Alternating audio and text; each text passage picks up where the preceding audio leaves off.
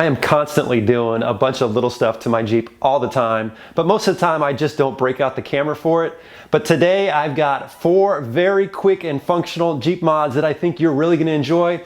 And to all you mall crawlers out there, I apologize, no bling today, it's all about function.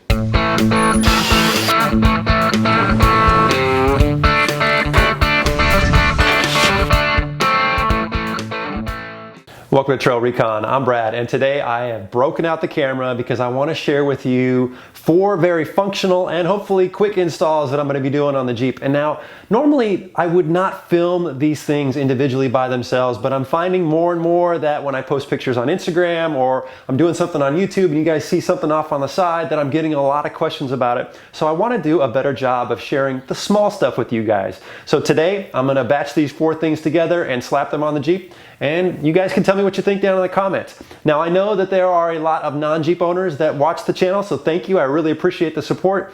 2 of these things can be universal for any rig, so I think you're really going to enjoy checking these out. First up, guys, we're going to talk about these Kargo Master hinge steps. And these are something that I've been wanting to install on the Jeep for a while now. This is going to give me an extra footing when I'm accessing the roof rack and now with the rooftop tent, something that's going to be extremely functional. Now, these things are really solid. They're very well built, and the foot peg here is very nice. It's got some serrations on it, and this has got a nice black powder coating on it, but I was actually taking a close look. I could actually pull this apart, send it off to the powder coating guys, have them sandblast it, and maybe get it paint matched to the Jeep. So that might be something I'll do in the future. But right now, I just want to get these installed because I'm heading to Overland Expo here soon and I need to get that rooftop tent up there. So having these will be nice. Now, you will find these on Amazon, and I will leave a link in the description below. Sometimes they're out of stock, so it's something you need to keep an eye on. But let me show you how easy these are to install. All right, the first thing we need to do is remove these 2 T50 bolts up here. Now, these are painted on, so you're gonna have to put a little bit force just to break those. And we only wanna do the top ones. We do not wanna do all 4 because you don't wanna have any alignment issues. So let's pull these off.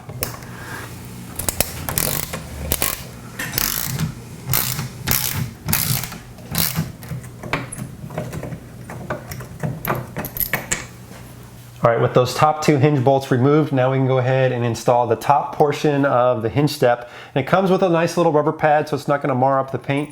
We've got a little bolt here with a washer and a locking nut.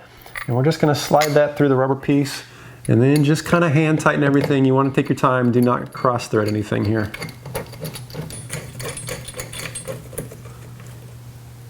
All right, with that all installed, now I'm gonna go ahead and remove these bottom bolts.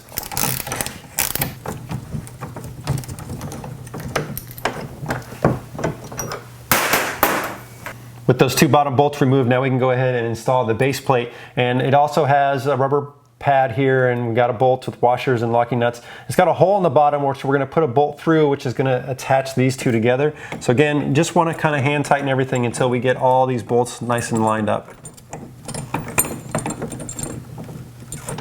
All right, last thing you wanna do is put this bottom bolt on. And again, we just wanted to leave everything loose so we have a little bit of play here so we can get this all nice and aligned.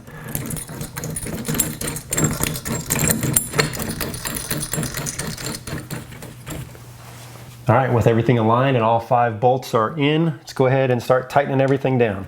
And just take your time, you don't want to scratch your paint up.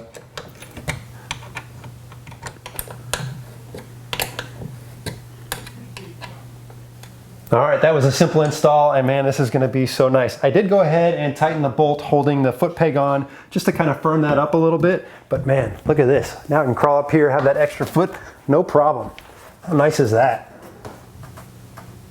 Now, the next thing we're going to talk about are these secure locking nuts from HiLites. You know, ever since I installed the Pro 6 light bar on my Jeep, anytime I go to a large parking lot, I get a little nervous leaving my Jeep parked out there because it's just basically bolted on with some regular nuts, and any motivated thief can come by, unbolt those, and walk away. So adding these is going to keep those knucklehead thieves, at least deter them a little bit from taking the light bar away. Now, this comes with a special key that fits only these little nuts, which is gonna help secure it a little bit better. These are made of steel and they've got a nice zinc coating on them. And these are a 8 by 1.25 millimeter, but Casey has several different options. So definitely go check them out, guys. They probably got one for the size light bar or even just some off-road lights that you have. You wanna secure them a little better? These are a really nice choice. Let me show you how easy these are to install. All right, the first thing I'm gonna do is remove the nut that's holding the light bar on. Just unscrew that guy off, and I'm gonna leave the washer and the locking washer on there. Spin that guy on there. All right, then we're gonna use our key, line up those holes, and then a 21 millimeter to tighten that down. There we go. Hopefully that'll deter some thieves. All right, the next thing we're going to be installing are these Teraflex front brake line anchors. It's going to be really nice in kind of guiding the brake line and the ABS line from rubbing up against the shock. Now, I've got extended brake lines on my Jeep. Every once in a while they rub up on the shock, which I don't like. So having these installed is going to kind of give me a little bit of extra insurance. And these are really cheap and very easy to install. Let me show you.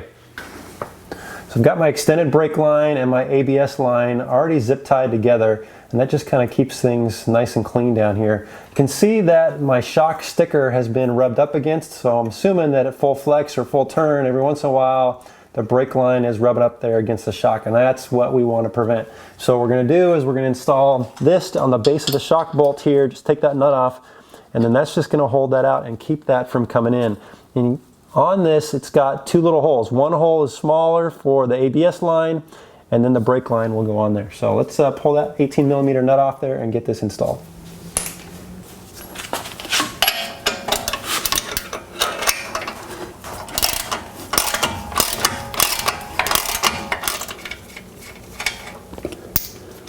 Now I'm going to install this on the inside of the shock, but you could pull the bolt out and then put it on this side if that works better for you. I think it's just going to fit better over here for my needs. So put that on there and then bolt that back up.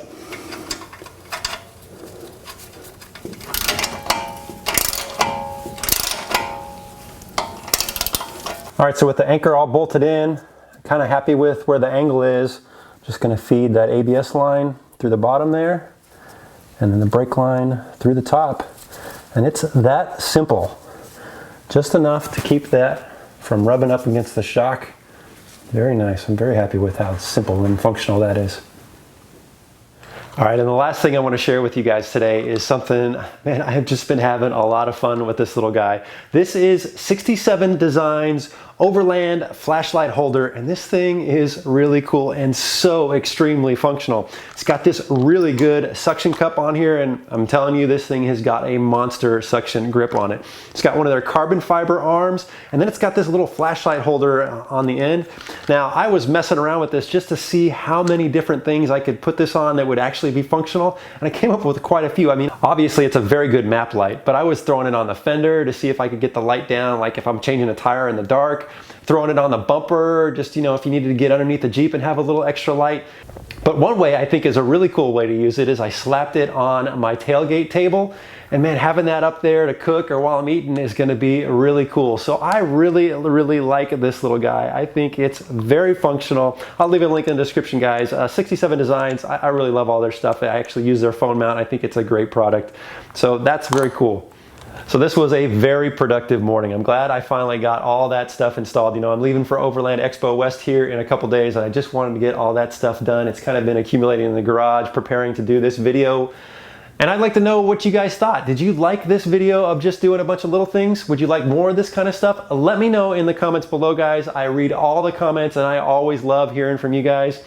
And hey, look, if you're visiting TrailRecon for the first time, please hit that subscribe button. I'd love to have you as a member of the TrailRecon team. Thanks for watching.